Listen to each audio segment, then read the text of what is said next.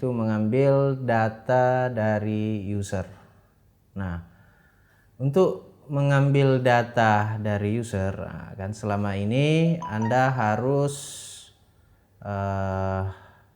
memasukkan sebuah nilai ke dalam variabel itu dalam sebuah perintah ya, atau di dalam sebuah kode editor. Nah, bagaimana caranya jika kita ingin menerima input dari user ya? Oke, jadi perintah yang digunakan itu adalah input, kemudian di dalam kurung. Nah, di dalamnya kita isi sebuah string ya.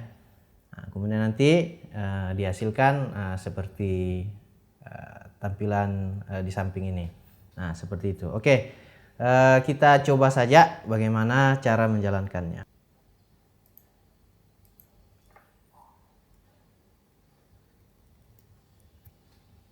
Nah, oke, misalkan kita masukkan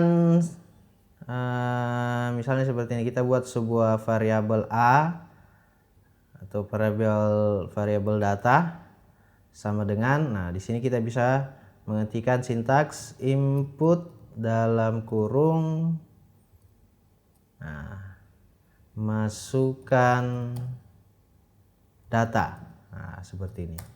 Nanti kita bisa cetak ke layar print. Nah, data yang Anda masukkan adalah contoh ya. Oke, kita panggil variabelnya di sini, koma variabel data. Oke, kita save. Kita jalankan. Nah, seperti ini. Masukkan data, kita disuruh untuk masukkan data misalnya halo, enter, maka nanti printnya data yang Anda masukkan adalah halo. Nah, seperti itu. Nah, misalkan saya ingin masukkan angka misalnya ya, kasih angka, masukkan sebuah angka. Nah, kemudian ini saya kecilkan saja, ganti menjadi sebuah angka. Nah, tapi kita tambahkan di sini tipenya apa. Kita koma dulu, tipe dalam kurung koma type variabelnya angka.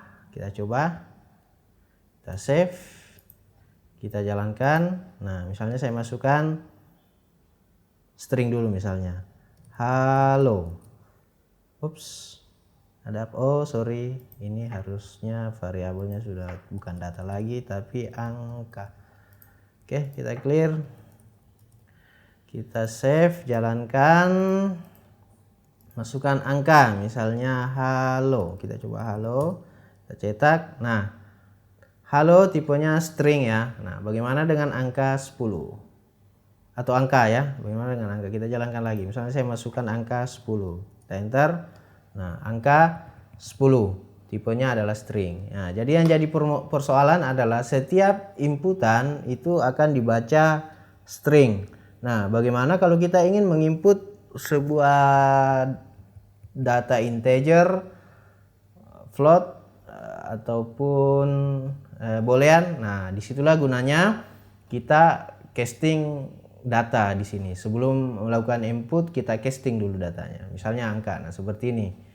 Nah, agar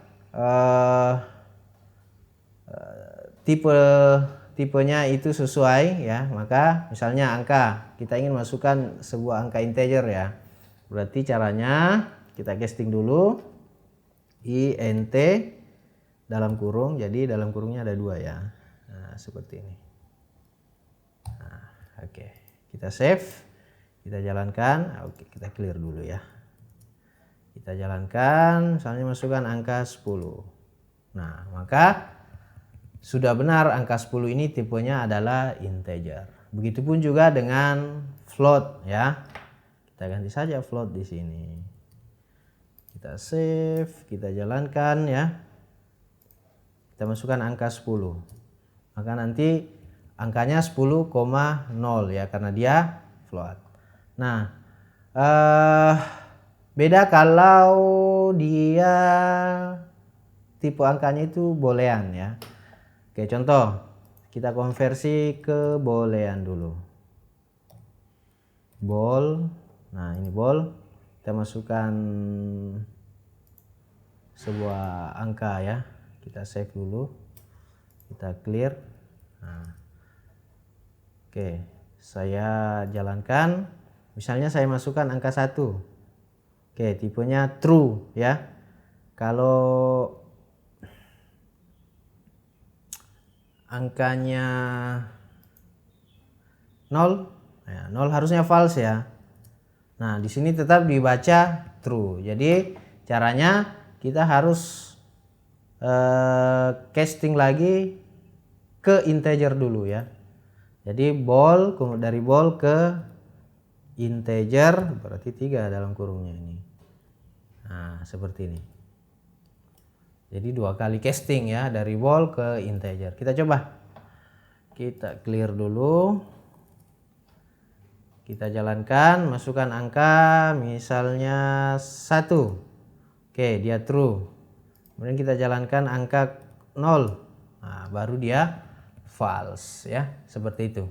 Nah, itulah fungsi kenapa kita harus belajar konversi data ya, konversi tipe data ya, agar nanti pada saat kita menggunakan perintah input ini akan menampilkan angka sesuai dengan keinginan kita. Oke. Nah, selanjutnya kita akan mempelajari operator ya. Sebelumnya kita sudah belajar tentang variabel, kemudian tipe data. Nah, selanjutnya hal yang wajib untuk Anda ketahui adalah operator. Nah, operator itu apa? Nah, ini dia. Jadi operator merupakan sebuah simbol spesial ya, terkait dengan operasi yang akan dilakukan pada proses aritmatika maupun proses logika. Jadi operator nanti ini sangat penting ya, karena tentunya dalam sebuah program kita akan berhadapan dengan beberapa operasi ya, program apapun itu. Umumnya ya, baik itu operasi aritmatik ya, perhitungan yang berhubungan dengan matematika, maupun operasi logik ya, logika yang berhubungan dengan true ataupun false. Sebelum kita lanjut ke operator yang lain, kita masuk dulu ke satu operator ya, yaitu namanya operator penugasan. Nah, ini sudah kita pelajari di pertemuan sebelumnya. Jadi operator penugasan atau bisa juga disebut dengan assignment ya, digunakan untuk mengisikan nilai ke dalam variabel ya, memerintahkan referensi untuk menuju ke objek yang dibuat. Contoh, nah seperti ini ya. Misalnya ada alur program seperti ini. A sama dengan 10, B sama dengan 20, C sama dengan A ditambah B. Nah, A, B, C ini seperti kita sudah pelajari sebelumnya, dia adalah sebuah operator, adalah sebuah variabel. Kemudian 10, angka 10, 20 tentunya merupakan sebuah nilai ya, atau value. Nah, yang di tengah inilah yang disebut dengan assignment ya, operator penugasan. Kemudian, nah di sini ada salah satu operator matematika, yaitu penjumlahan ya.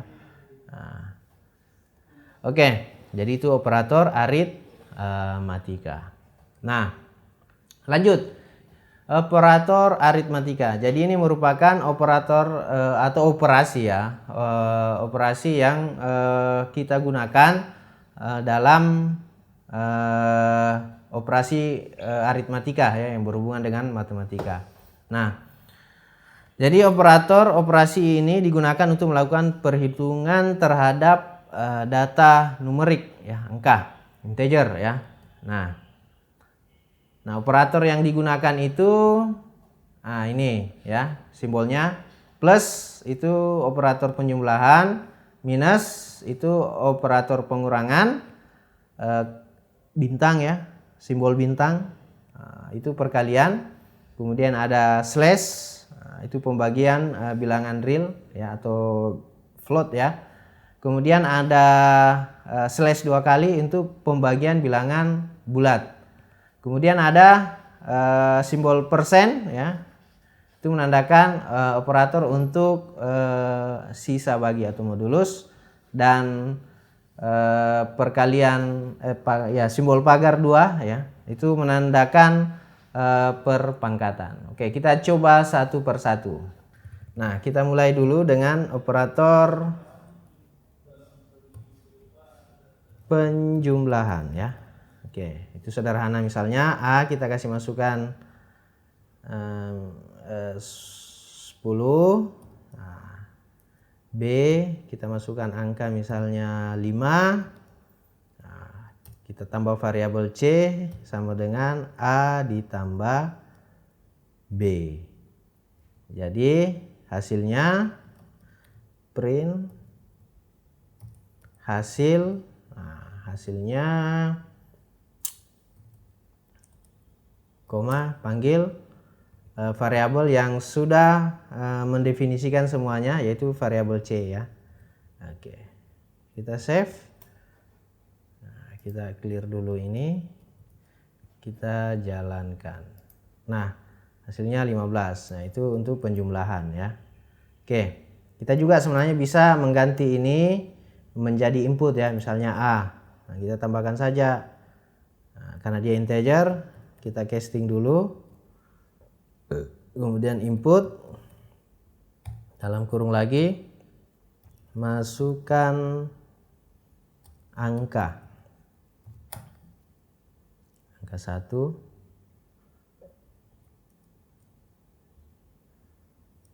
Oke, kita kasih terus. Kita tutup 2 kali ya. Kemudian di B juga kita casting dulu ke integer, kemudian input, masukkan angka 2.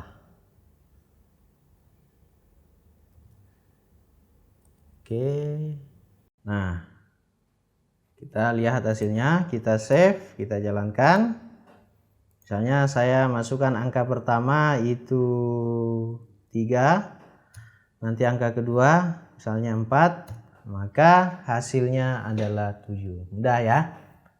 Oke, tuh selanjutnya kita masuk ke pengurangan, itu sama saja ya, kita ganti saja pengurangan.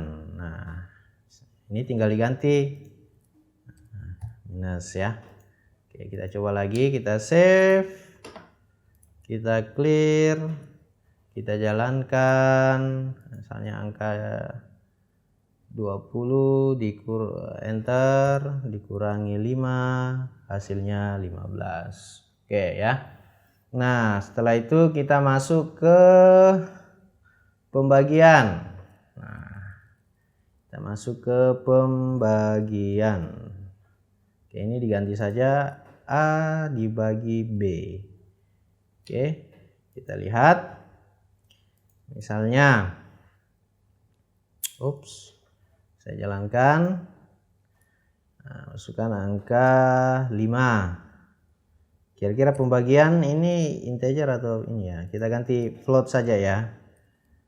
Float, kita casting ke float. Float, ya, karena pembagian nanti hasilnya akan ada komanya. Seperti itu. Kita save. Kita Ctrl C dulu, kita clear, kita running.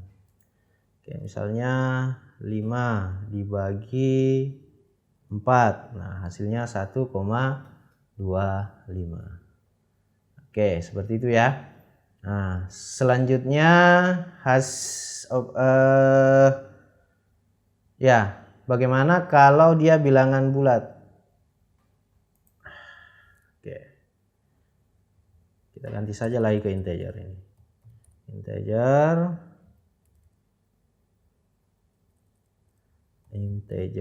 Atau begini, kira-kira bisa ya. Oke, saya coba ya. Kalau misalnya tanpa menggunakan float, nah misalnya angkanya 5 di, salah, ternyata ada salah ini. Oke, kita ulangi. Nah, kita coba 5 dibagi 4. Oh iya, sama, tetap dia menghasilkan float ya, tanpa harus di casting ke float dulu. Nah, kalau kita ingin bilangan bulat, berarti kita gunakan operatornya slash 2 kali ya. Kita coba masukkan 5 dibagi 4, harusnya tidak koma lagi, hasilnya 1. Oke, seperti itu ya. Jadi kalau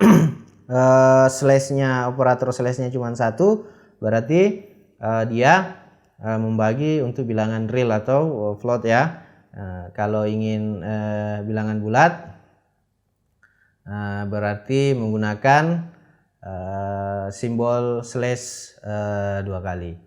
Oke, seperti itu. Selanjutnya operator, kita clear ya. Selanjutnya adalah modulus ya, atau hasil bagi. Nah, persen dia. Oke, kita save, kita jalankan. Misalnya hasil bagi antara 5 dengan 4. Nah, 1 hasil baginya ya. Coba lagi. Misalnya hasil baginya 5 dengan 5, harusnya 0 ya. Nah, seperti itu. Oke. Bisa ya.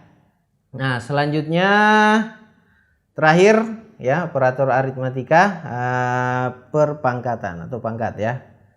Oke. Kita bisa ganti ini bintang 2 kali. Oke ya. Kali sudah tadi ya. Nah, kalau 1 kan kali ya, misalnya saya ulangi lagi kalau kali ini ya.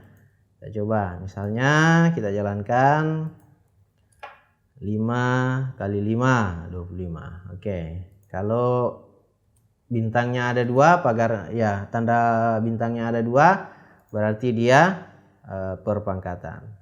Kita save, coba kita clear, kita jalankan. Nah, oke, masukkan angka 1, misalnya 2 pangkat 2. Nah, hasilnya adalah 4. Kita coba lagi, misalnya 2 pangkat 10. Nah, hasilnya adalah oke, seperti itu ya. 1024. Nah itulah beberapa operator simbol-simbol untuk operator aritmatika. Nah, selanjutnya operator relasional ya. Nah, ini termasuk operator logika ya. Jadi operator atau operasi ini ya, operasi relasional ini digunakan untuk membandingkan 2 buah nilai. Hasil yang diperoleh dari perbandingan ini akan menghasilkan nilai logika ya, atau boolean. Oke. Nah, beberapa simbol operator relasional ya. Nah, yang pertama itu sama dengan ya. Jadi sama dengannya 2 kali. Kalau sama dengan 1 kali berarti assignment. Oke, sama dengan. Kemudian ada tanda tidak sama dengan. Nah, seperti itu simbolnya. Kemudian lebih besar ya. Selanjutnya lebih besar sama dengan. Kemudian lebih kecil ya. Kemudian lebih kecil sama dengan ya. Nah, kemudian juga ada operator in. Nah, in ini nanti kita akan gunakan di materi tentang tipe data khusus ya di Python, yaitu dictionary ya, list ya. Nah, kita akan bahas dulu yang kasih contoh itu sama dengan, tidak sama dengan, lebih besar sama dengan, lebih kecil, dan lebih kecil sama dengan. Oke, kita lanjut prakteknya.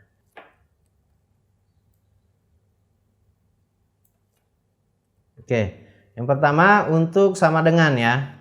Oke, Misalnya saya masukkan sebuah inputan variabel data. Nah, variabel data saya masukkan string, misalnya sukses. Nah, hasil sama dengan ya, apakah data variabel data itu sama dengan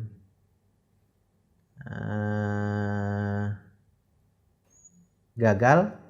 Nah, misalnya begini ya, apakah variabel data itu sama dengan gagal ya, maksudnya di sini isi data itu apakah isinya sama dengan ada string gagal atau tidak. Kita lihat, harusnya jawabannya adalah false ya, karena tidak sama. Kita coba print hasil, kita langsung saja kita save, kita jalankan. Nah, hasilnya adalah false, kecuali di sini saya tulis sukses. Nah, kita save, harusnya jawabannya adalah true ya. Apakah data sama dengan sukses? Ya, betul. Nah, oke. Misalnya lagi lebih besar ya. Oke. Misalnya saya kasih masukan angka 1. Apakah data itu lebih besar dari 10? Nah, harusnya jawabannya apa? False ya. Nah, kalau minus 10,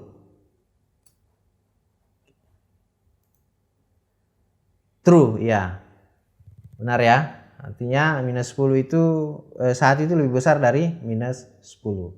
Nah, misalkan seperti ini lagi, lanjut ke lebih besar sama dengan. Nah, lebih besar sama dengan, apakah 10, nah, kita masukkan datanya 10 ya. Apakah data itu lebih besar sama dengan 10? Harusnya jawabannya adalah true ya. Oke. Nah, kalau dia 11 harusnya false karena dia menggunakan lebih besar sama dengan ya. Oke. Ya, seperti itu. Begitupun juga dengan operator yang lain lebih kecil. Nah, lebih kecil ya. Kecil ya. Nah, oke, sebenarnya adalah lebih kecil. Nah, apakah 10 lebih kecil dari 11? Kita jalankan. Ya, benar ya. Begitupun juga dengan lebih kecil sama dengan 11, dia tetap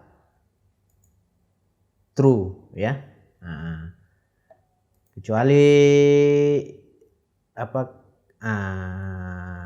misalnya di sini 9 ya, harusnya jawabannya adalah false. Lebih kecil kita sudah, lebih besar sama dengan, lebih kecil ya tidak sama dengan lagi ya. Nah, misalnya untuk tidak sama dengan, apakah data tidak sama dengan 10? Harusnya jawabannya adalah false ya. Karena 10 ya sama dengan 10. Nah, itu cara penggunaannya ya. Oke, nah, itulah tipe-tipe data ya. Itulah operator ya. Nah, beberapa operator yang kita sudah pelajari, baik itu operator aritmatika maupun operator relasional ya. Nah, nanti di pertemuan selanjutnya kita akan bahas beberapa operator lagi. Oke, terima kasih.